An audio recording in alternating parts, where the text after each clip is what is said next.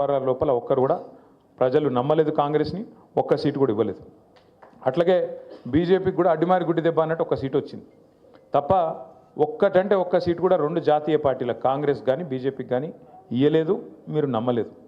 కానీ జిల్లాలలో ఉండే ప్రజలు కాంగ్రెస్ ఏదైతే అరిచేతిలో వైకుంఠం చూపెట్టిందో, కేసీఆర్ గారు ఇస్తున్న సంక్షేమ పథకాలకు అదనంగా మేము ఇస్తాం, మీకు ఆయన చేసిన దానికంటే ఎక్కువ చేస్తాం, మేము 120 సంవత్సరాల చరిత్ర గల పార్టీ, మేమే చేయగలుగుతాం, ఇంకెవరు చేయలేరు అని చెప్పి డైలాగులు కొడితే పాపం కొంతమంది నమ్మి వాళ్ళకు అవకాశం ఇచ్చినారు. కేవలం 1.8% తేడాతోని, అంటే 4-5 లక్షల తేడాతోని 4 కోట్ల మందిలా 4-5 లక్షల ఓట్లు అటు ఇటు అయితే కాంగ్రెస్ అధికారంలోకి వచ్చింది. మరి వచ్చిన తర్వాత ఇప్పుడు సరిగ్గా 22 నెలలు దాటి 23 నెలలు నడుస్తూ ఉన్నది. 23 నెలల్లో కాంగ్రెస్ ప్రభుత్వం ఏం చేసింది హైదరాబాద్లో కానీ బయట తెలంగాణలోని జిల్లాల్లో కానీ అని ఆలోచించుకుంటే నాకంటే బాగా మీకే అర్థమవుతుంది. ఎందుకంటే ఎన్ని మాటలు చెప్పినారు, ఎన్నెన్ని కథలు చెప్పినారు, అరిచేతిలో వైకుంఠం చూపెట్టి ఏం చెప్పినారు.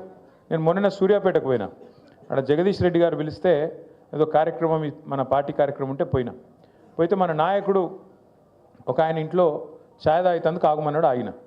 ఆగితే ఆయన నాయకుడు వాళ్ళ అమ్మగారిని తీసుకొచ్చాడు. అన్న మా అమ్మ అని చెప్పిండు. ఎట్లున్నారమ్మా, బాగున్నారా, ఆరోగ్యం బాగుందా అని అడిగితే బాగానే ఉన్న బిడ్డ అన్నది. ఆ నాయకుడికి మొన్న ఈ మధ్యనే పెళ్ళయింది. ఆ పిల్లగాడు చిన్నోడు 25-26 ఉంటే మన రాజ్ కుమార్ పటేల్ లెక్కనే మొన్ననే లగ్గమైంది. అయితే పెళ్ళైన తర్వాత వాళ్ళ అమ్మగారిని పరిచయం చేసిండు. పరిచయం చేస్తే నేను మాట్లాడుతున్నా, మరి కోడలు ఏమంటుందమ్మా, కొత్త కోడలు మంచిగానే ఉందా అన్న. ఏం కోడలు కొడుక ఏమున్నది అన్న. అంటే గిట్లా మాట్లాడబట్టే, కొత్తగా పెళ్ళయింది గిట్లా మాట్లాడబట్టే నేను పరిచయం అయినా.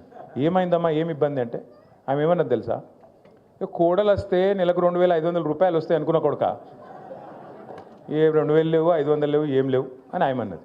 ఈ లోపల కోడలు ఆమె గడుస్తున్నది, పిల్ల వచ్చింది.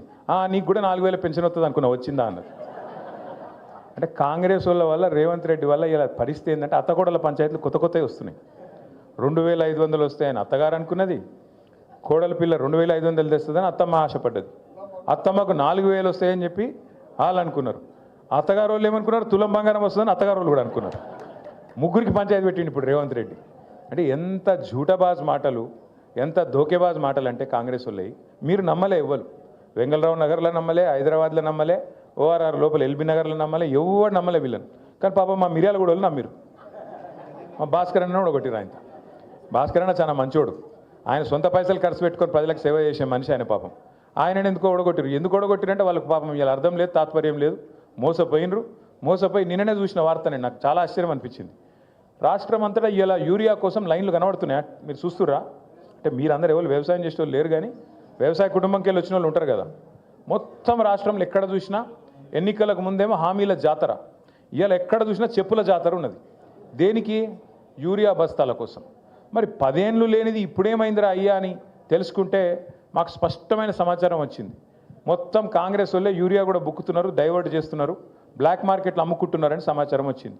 నేను నిన్నగాక మొన్న గద్వాలలో చెప్పిన, నేను కాంగ్రెస్ వాళ్ళే యూరియా మొత్తం డైవర్ట్ చేస్తున్నారు, కాంగ్రెస్ వాళ్ళే యూరియాని బ్లాక్ మార్కెట్లో దందా చేస్తున్నారు, రైతులకు అందకుండా చేస్తున్నారు అని చెప్తే నన్ను నిన్నవాడు కాంగ్రెస్ వాడు తిట్టిండు. యూరియా అని అంటావా నువ్వు, అట్లా ఇట్లా డామ్ డుసుకొని తిట్టిండు. ఇప్పుడు పొద్దున వార్త చూస్తే ఇక వీళ్ళ మిర్యాల కూడా ఎమ్మెల్యే కొత్తగా గెలిచిన కాంగ్రెస్ ఆయన ఉన్నాడు కదా, ఆయన గన్మ్యాన్ ఒక లారీ యూరియా తీసుకుపోయిండట.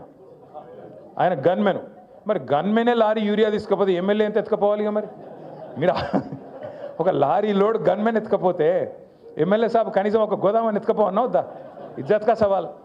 గట్లున్నది కాంగ్రెస్ వాళ్ళ కథ. ఆఖరికి యూరియా కూడా బుక్తారే, నాకు అర్థం కాదు. అది కూడా తింటారా? రైతుల నోటికాడి ముద్ద గసంటోళ్ళు కాంగ్రెస్ వాళ్ళు. ఇక వాళ్ళు చెప్పిన అబద్ధాలు ఇని ఇప్పుడు వస్తారు మళ్ళీ గంగలరావు నగర్కి, తుమ్మల నాగేశ్వరరావు వస్తారు, పెద్ద మనిషి మంత్రి కాబట్టి ఆయన కొద్దిగా వజూదు ఉంటుంది, ఏమని చెప్తే మన వజన్ ఉంటుందేమో అని మనం అనుకుంటాం. వచ్చి చెప్తాడు, అమ్మ మీకు తులం బంగారం ఇస్తా అంటాడు. ఈరోజు నేను చెప్తున్నా, రాసి పెట్టుకొని తులం బంగారం కాదు.